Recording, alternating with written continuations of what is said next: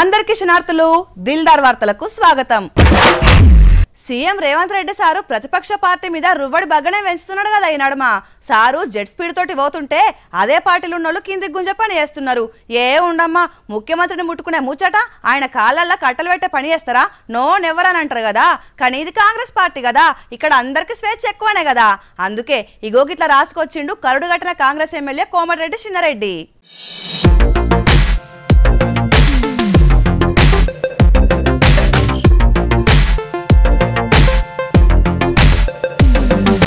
ముప్పై 33 శిఖలన్నా కలిసిమెలిసి ముచ్చట పెట్టుకున్నట్టున్నాయి కానీ ఈ కాంగ్రెస్ లో ఉన్న ఒకరిద్దరు లీడర్లు కూడా కలిసిండు కష్టమే ఉన్నదుల్లా. అధికారంలో లేనప్పుడు అంటే గిల్లి కజ్జాలు పెట్టుకున్నారంటే అర్థం పర్థం గాని పవర్లకు వచ్చినాక కూడా పజీత్ తీసుకుంటున్నారు 10 మందిలా.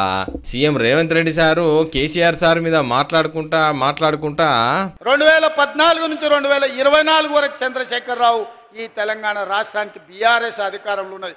2024 నుంచి 2034 వరకు రాసుకో చంద్రశేఖరరావు, నీ డైరీలో కాదు నీ గుండెల్లో రాసుకో, నీ కొడుకు గుండె మీద రాయి. 2034 వరకు ఈ సోదరుడు పాలమూరు బిడ్డ తెలంగాణకు ముఖ్యమంత్రిగా ఉంటాడు. పాలమూరు నుంచే ప్రజా ప్రభుత్వాన్ని నడుపుతాం, ఇది నా మాట. 10 ఏళ్ళు పాలమూరు బిడ్డే ముఖ్యమంత్రి ఉంటాడని అన్నాడు కదా. ఇక దీన్ని పట్టుకొని నేను హర్ట్ అయినా బొంగమూతి పెట్టినా అని అంటున్నాడు కోమటిరెడ్డి రాజగోపాలం సారు. రాబోయే 10 ఏళ్ళు నేనే ముఖ్యమంత్రిగా ఉంటా అని చెప్పుకున్నాడు ఎంతవరకు కరెక్ట్? అది మన పార్టీ విధానాలకు వ్యతిరేకం. తెలంగాణ కాంగ్రెస్ ను నీ సంత సామ్రాజ్యంగా మార్చుకునే పని చేస్తే కార్యకర్తలు ఒప్పుకోరని ఎక్స్ లా పోస్ట్ పెట్టిండు. రాజగోపాలం సారు బాగానే ఫీల్ అవుతున్నట్టున్నాడు మంత్రి పదవి రాలేదని.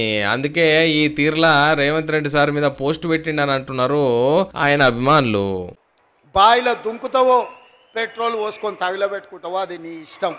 కాకపోతే నా కోరిక ఒక్కటే, నువ్వు అసెంబ్లీకి రావాలి, అపోజిషన్లో కూర్చోవాలి, మేము చేసే మంచి పనులు చెప్తుంటే నువ్వు కుమిలి ఏడవాలి. అందుకే నేను అసెంబ్లీకి పిలుస్తున్నా. నువ్వు చేసిన ద్రోహం ఏందో, నువ్వు చేసిన అన్యాయం ఏందో, నువ్వు పాలమూరుకు మొత్తం ఎడారిగా మార్చిందేందో, నువ్వు కట్టకుట్ట వదిలిన పాలమూరు, రంగారెడ్డి, కల్వకుర్తి, భీమా, నెట్టంపాడు, కోయిల్ సాగర్ ఈ ప్రాజెక్టులన్నింటినీ పూర్తి చేసే బాధ్యత నేను తీసుకుంటా. తుమ్మిడి ఎట్టి దగ్గర నుంచి నీళ్లు తీసుకొస్తా. రంగారెడ్డి జిల్లా వికారాబాద్, చేవెళ్ళ, తాండూరు, పరిగికి నీళ్ళు ఇచ్చే బాధ్యత నేను తీసుకుంటా. ఆంధ్రప్రదేశ్ ముఖ్యమంత్రి గారు కూడా విజ్ఞప్తి చేస్తున్నా, మీరు విఘ్నులు, మీరున్నప్పుడే మొదలుపెట్టారు కల్వకుర్తి. మీరు ముఖ్యమంత్రిగా ఉన్నప్పుడే ఈ జిల్లాల భీమా, నెట్టంపాడు, కోయిల్ సాగర్ ప్రాజెక్టులు వచ్చినాయి. మీరు ప్రధాన ప్రతిపక్ష నాయకుడు ఉన్నప్పుడే పాలమూరు, రంగారెడ్డి ఎత్తిపోతల పనులు ప్రారంభమైనాయి.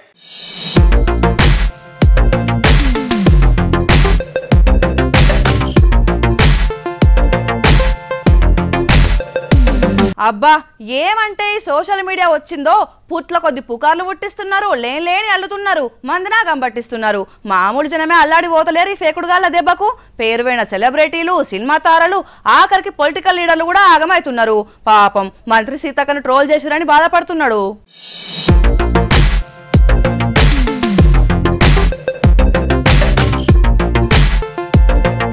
ఉన్నట్ల మునుగులైన మహిళా సంఘాల మీటింగ్ కు మంత్రి సీతక్క ముఖ్యమైన గెస్ట్ గా పోయింది. ఇక సీతక్క అంటేనే పేదల మనిషి, అందరికి కావలసిన అమ్మాయి. ప్రేమతోని అక్కడున్న అమ్మలక్కలు చేసిన కూరగాయల బతుకమ్మను ఎత్తుకోమని ఇచ్చిర్రు. జనాలు బగ్గా అయ్యేసరికి కూరగాయల బతుకమ్మ తటుక్కున కింద పడ్డది. ఇక దీనికి అపచారం జరిగింది, సీతక్కే పట్టింపు లేకుంటున్నదని లేని అన్ని రాసి జనం మీద గిడిచిరట కొందరు బడివేగాళ్ళు. తట్టలో కూరగాయలు పట్టుకొచ్చి పెట్టి నా మనోళ్ళు నెట్టుకుంటే ఎవరో చెయ్యిట్లా వేసారు, అది కింద పడితే టీఆర్ఎస్ వాళ్ళకి ఏం కనపడలే పాపం. కూరగాయల తట్ట బతుకమ్మ రూపం అంటే అట్లా పేర్చుకున్నారు కూరగాయలను. దాన్ని కూడా ఏదో అయింది, అపచారం అయింది.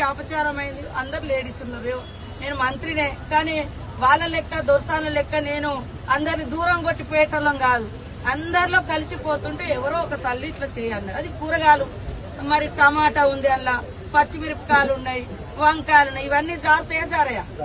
బతుకమ్మ పువ్వు లెక్క పెడుతున్నాం బాగుంది. సరే ఎవరో ఒక పేర్చుకొచ్చిందని వాళ్ళు నా నెత్తిగా పెట్టిర్రు, అది కొద్దిగా పైన ఊడిపోయింది. దాన్నే పెద్దగా చేసి చూపించుకుంటారు. ఇక వాళ్ళకి ఏమన్నా మైండ్ ఉందా? ఆడోళ్ళు ఈడోళ్ళు మోపై మీ అసంటోళ్ళను బదనాం చేస్తున్నారు కానీ ఇసొంటి నువ్వేం పట్టించుకోకక్క మందిని బదనాం చేసేటోళ్ళు మస్తుగా అయ్యారు, నువ్వైతే నారాజు కాకని అంటున్నారు నీ అభిమానులు.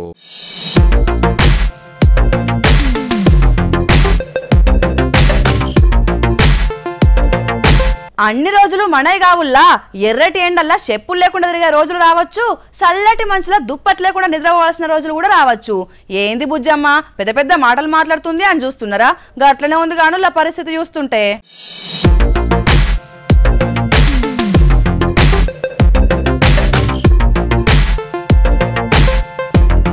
ఓడలు బండ్లైతే బండ్లు ఓడలైతే అన్నారు కదా మన పెద్దోళ్ళు. ఎండకాలాలు ఆనకాలాలు అయితే ఈ వానకాలం ఎండకాలం అవుతుందని కూడా ముందు తరాలకి చెప్పాలి మనం.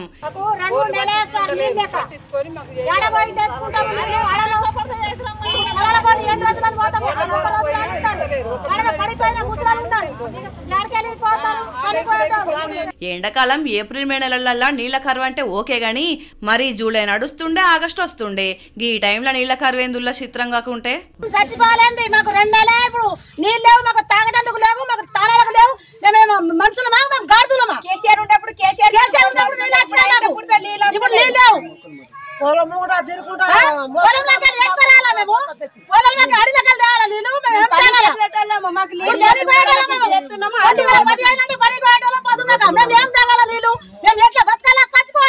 వానదేవుడు ఇప్పుడే కొలుకెక్కిండు కదా, ఇక తీరుతాయి కావచ్చు కట్టాలు. కానీ నిజామాబాద్ జిల్లా గోనుగొప్పుల్లో మాత్రం దూపై తిప్పలు పడుతున్నారట జనాలు. గ్రామ పంచాయతీ ముట్టడించి ఏం చేస్తున్నారు మీరు? నీళ్లు కరువు కనిపిస్తలేదా మీకు అని ధర్నాకు దిగిర్రు.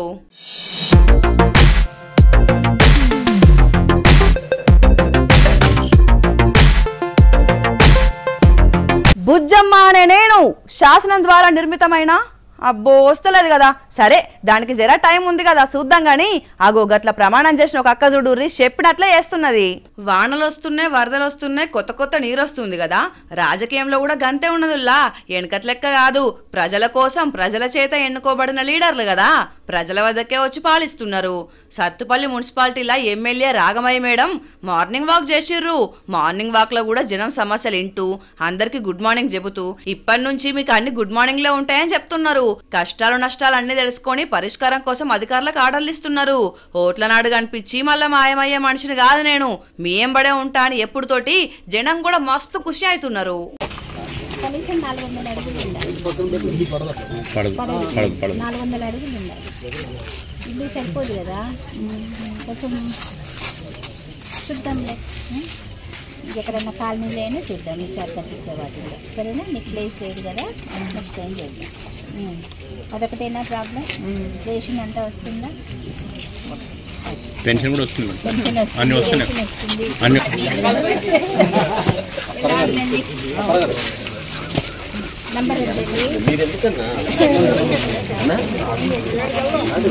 బూచోడొస్తుర్రు పారిపోర్రి, బూచోడొస్తుండు ఇళ్ళకెంచి బయటకు పోకుర్రి అని నా చిన్నప్పుడు చెప్పిర్రు.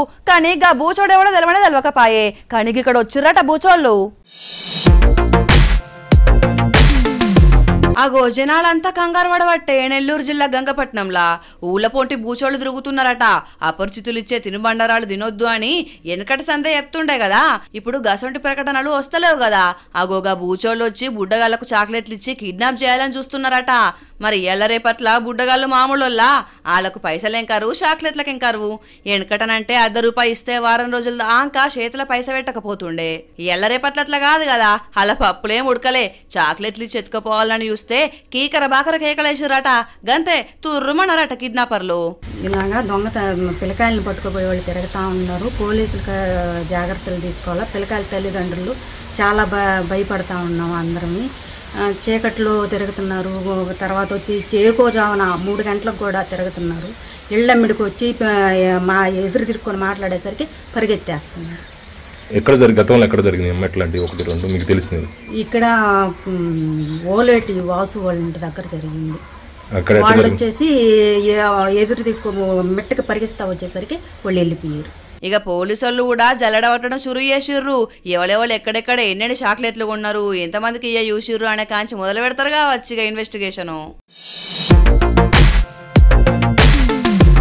ఇయాల్టి దిల్దార్ వార్తలు మళ్ళొచ్చే దిల్దార్ వార్తలల్లా మళ్ళా కలుద్దాం. అంతవరకు చూస్తూనే ఉండండి వనితా టీవీ. నమస్తే.